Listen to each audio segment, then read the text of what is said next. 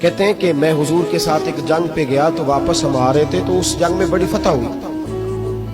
5واں حصہ مال غنیمت کا ہم نے سرکار کی بارگاہ میں نذرانہ پیش کیا تو 80 اونٹ حضور کے حصے میں بھی آئے. اتنا نفع ملا. واپس آ رہے تھے تو ایک جگہ شام کا وقت ہو گیا, کچھ علاقہ اچھا ملا تو حضور نے فرمایا سفر آگے نہ کرو, یہیں پڑاؤ کر لو, پتہ نہیں آگے جا کے کوئی ایسی اچھی جگہ میسر آئے نہ آئے. حالانکہ حضور سارا کچھ جانتے ہیں پر تعلیم امت کے لیے فرمایا یہی. کہتے خیمے لگ گئے, رک گئے. ایک ایک خیمے میں 2-2 4-4 آدمی. فرماتے میرے خیمے میں حضرت محمد بن ابو بکر, جناب ابو بکر کے صاحبزادے, میرے خیمے میں جو صحابی تھے نا وہ بڑے موٹے تازے, بڑے وجود ان کا بستۃ العلم والجسم, موٹے تگڑے.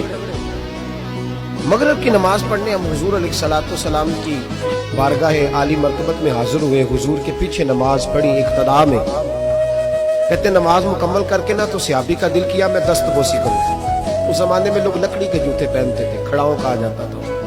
حضور کے قدمین شریفین پر نالین مقدس نہیں تھے اور حضور کا وجود نا بڑا نازک تھا. صحابہ کہتے ہیں جب دست مبارک میں ہاتھ ملاتے تھے تو حضور کا دست مبارک کستوری سے زیادہ خوشبو والا ہوتا اور برف سے زیادہ ٹھنڈا ہوتا. تو فرماتے ہیں حضور کی بارگاہ میں نا نماز کے بعد جب صحابہ بکھرے تو وہ بھی آگے بڑھے. وہ سلام لینے کے لیے جب آگے بڑھے نا تو جوش میں دوڑ کے آگے بڑھے. حضور کے دست مبارک کو چوما. لکڑی کے جوتے پہنے تھے, حضور کے قدم مبارک پہ جوتا نہیں تھا. انہوں نے اپنے پیر سے حضور کا پیر دبا دیا. وہ جو ہے میری بات پر, یہ باٹا کے جوتے پہننے والا جب کسی کا پیر دباتا ہے نا اور بندہ بھی تگڑا ہو تو ایک دفعہ سمجھ آتی ہے کہ کسی نے پیر دبایا ہے. محبوب کے دست مبارک میں چھڑی رہتی تھی, سنت مبارکہ ہے چھڑی رکھنا, آسام بات. جب اس صحابی نے پیر دبایا نا تو نبی پاک اب وہ چھوڑ بھی نہیں رہے, دیر ہو گئی, پیر پہ پیر رکھ کے کھڑے. تو تکلیف محسوس کی سرکار نے تو چھڑی پیٹ میں چبھائی. فرمایا یار میرا پیر تو چھوڑ دے. اب وہ پیچھے ہٹے تو بڑے پریشان ہوئے کہ یہ مجھ سے کیا ہو گیا, کانپنے لگے, رونے لگے. حضور نے فرمایا کوئی بات نہیں جاؤ. صحابہ نے بھی ذرا گھور کے دیکھا, محبوب نیچے بیٹھ گئے, اپنا قدم مبارک دبایا. حضرت محمد بن ابو بکر کہتے ہیں ہم اپنے خیمے میں ہم لوگ چلے گئے. عشاء کی نماز بھی حضور کے پیچھے پڑھی پر وہ صحابی ساری رات سو نہیں سکے. یار یہ مجھ سے کیا ہو گیا, گرا جو ان کی نگاہ سے وہ سنبھل نہیں سکتا.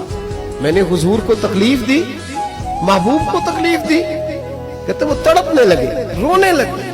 یہ مجھ ساری رات میں تسلی دیتا کہ یار وہ کوئی ایسی ویسی بات نہیں, اللہ نے ہمارے محبوب کو رحمت للعالمین بنایا اور حضور جانتے ہیں کہ تو نے جان بوجھ کے ایسا نہیں کیا. لیکن وہ اندر کا جو ہے نا وہ ماحول وہ ان کو سونے نہیں دیتا. کہتے ہیں سحری کا وقت ہوا, تہجد کا.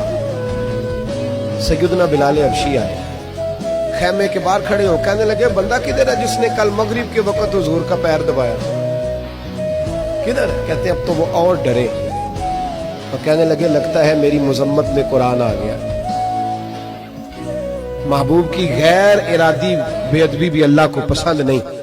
کہا لگتا ہے آیتیں آ گئی, پتہ نہیں میرے بارے میں کیا حکم آیا ہوگا. آپ اپنے ابا سے کہہ کے میری سفارش کرائیں گے, جناب صدیق اکبر سے کہیں گے کہ ایسا نہ ہو کہ میری دنیا بھی جائے اور آخرت بھی جائے.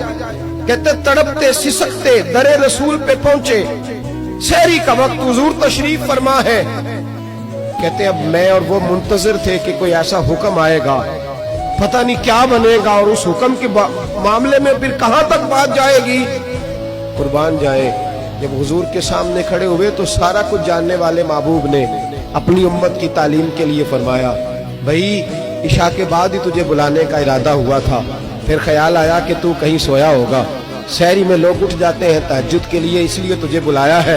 فرماتے ہیں اب انتظار تھا کہ وہ بڑی بات آئے, ڈر رہے تھے. لیکن قربان جائیں نبی پاک نے پیر دبانے کا ذکر ہی نہیں فرمایا. حضور فرمانے لگے بلایا اس لیے ہے کہ کل شام میں نے تیرے پیٹ میں چھڑی چبو دی تھی, تجھے تکلیف ہوئی ہوگی تو اللہ کی رضا کے لیے معاف نہیں کر دیتا.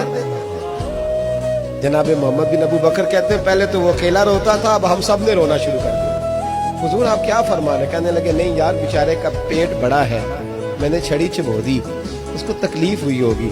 اور کیا لفظ ہے حدیث میں. محبوب فرمانے لگے میں ساری رات سو نہیں سکا. محبوب فرمانے لگے سو نہیں پایا, چل اللہ کی رضا کے لیے معاف کر دے. تو کہنے لگے حضور وہ تو میں نے پیر دبایا تھا, اس لیے آپ نے مجھے چھڑی چبھوئی. آپ کیا کہہ رہے ہیں؟ تو محبوب فرمانے کے وضاحت دیکھیں.